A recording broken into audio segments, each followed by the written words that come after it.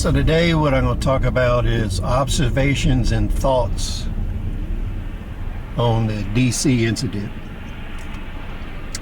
So yesterday at DC, you saw a lot of speculation on what happened and who's at fault and who was there, who wasn't there, and all that kind of stuff. But today things are a little clearer this morning, and a lot of the speculation that people rejected turned out to be true.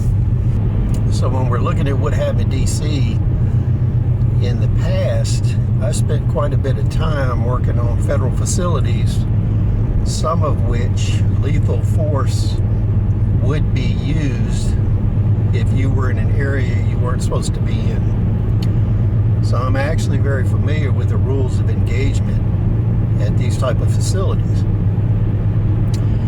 And on federal facilities, and there used to be 8 levels of security. The security around the president was around level 4. So you can see at the Capitol building, you'd have been around a level 4 security. Security levels above level 4 were for like nuclear facilities, bio facilities, chemical facilities that supported the war effort. So when you're looking at security and the use of force, these kind of facilities, you don't have a shoot on sight order. So when you look at what happened at the Capitol building where the woman was killed, now that more video has come out that YouTube, Google, and others have tried to ban, that actually showed the entire episode where the woman was trying to get in through the door and she was up trying to beat through the window. There was an officer within feet on the other side of the door that shot and killed her. There was a individual in a suit that had a radio that was presumably a federal officer standing right beside her. And then you had a 6-man tactical team behind her and on the stairwell. For an unarmed individual, there would have been no problem for these individuals to take her into custody. So the use of force there does not appear to be justified whatsoever. So as this video makes circulation and more people see it, this was a deliberate killing. So what is the effect of this going to be? Now, to ascertain that, we have to ask, how did these people get into the Capitol building? How did they get to where they are and where this incident happened? So when we take a look at this, we go back to level 4 security.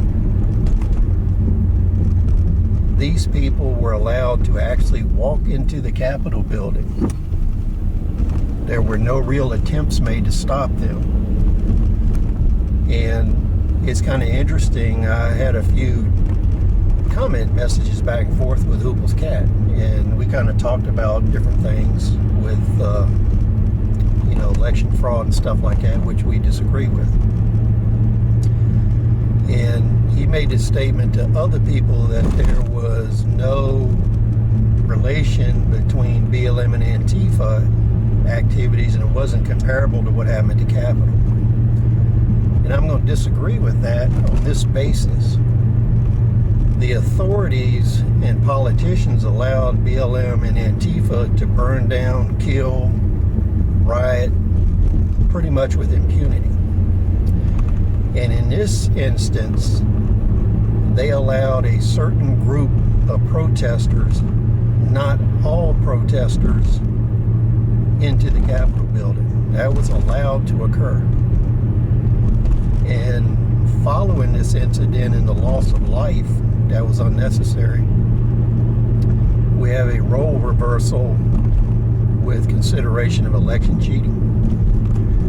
And as I said to Hooples, I said, the easy way to take care of this once and for all, since almost all of these polling places had security cameras, and you have electronic records of this information, that could be put online for everybody to look at in totality. that would solve the issue, wouldn't it? That would have been an actual reasonable response to redressing grievances with people that believe there was election fraud.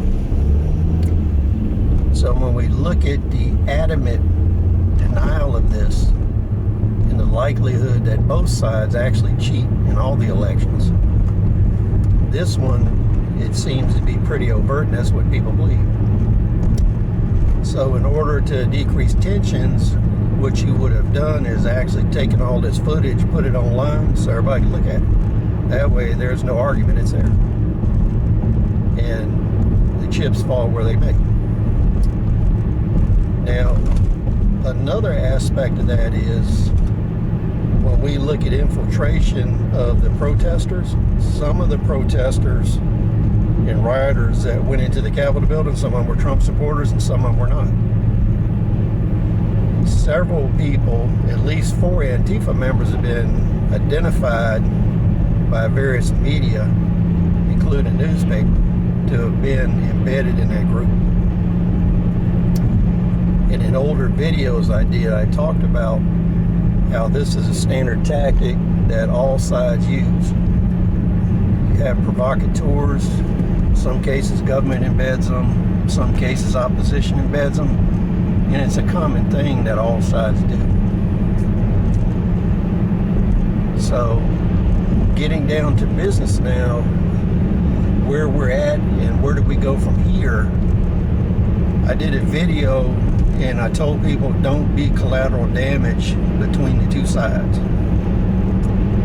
And that, of course, I was called a coward for that, which I don't really care what people think. And I'm going to say this.